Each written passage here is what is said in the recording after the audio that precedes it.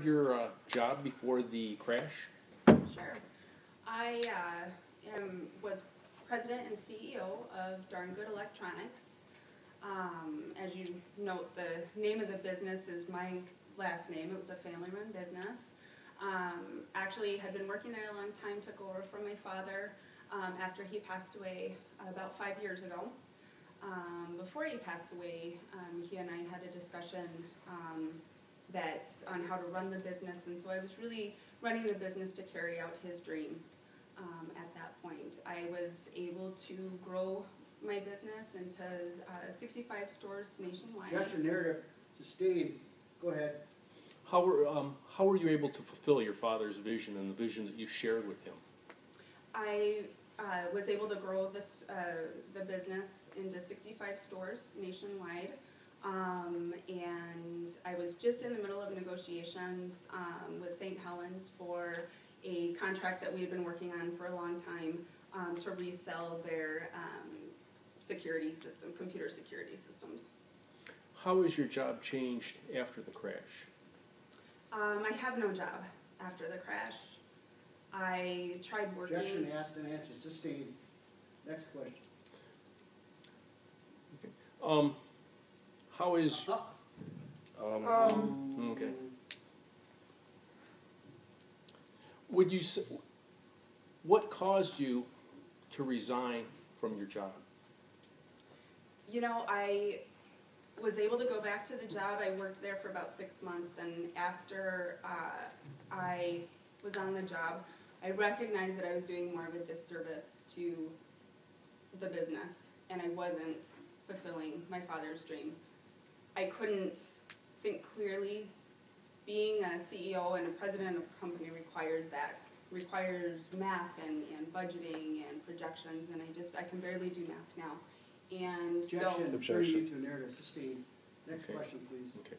What specific things could you no longer do on your job that caused you to resign from being president of Darngood Electronics? I couldn't do math anymore. I can barely add 7 plus 3, let alone balance a budget for the business. I couldn't negotiate properly with my business partners and my employees. I had to resign. Would you say that you made a good living before the crash? Relative term. I worked really, really hard. To run a company, it takes 24/7. It was my life. It was my dream.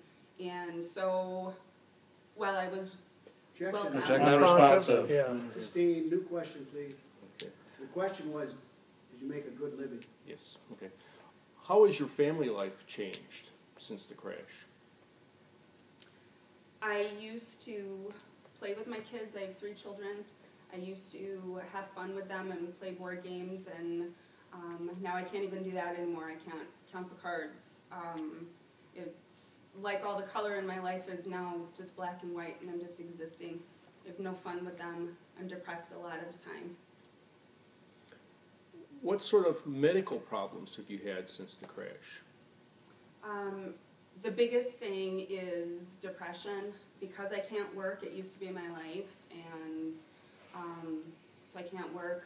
I live a lot with anxiety because I'm afraid I'm going to have a seizure. I also had a brain injury that causes me to... Objection. Objection, expert testimony. Sustained. At least lack of foundation. What actions do you do now because you had the brain injury that you didn't do before you had the brain injury? My brain injury causes me to cuss a lot of times in public, make inappropriate comments, make inappropriate sexual advances, things I never would have done in the past. How does this affect your family?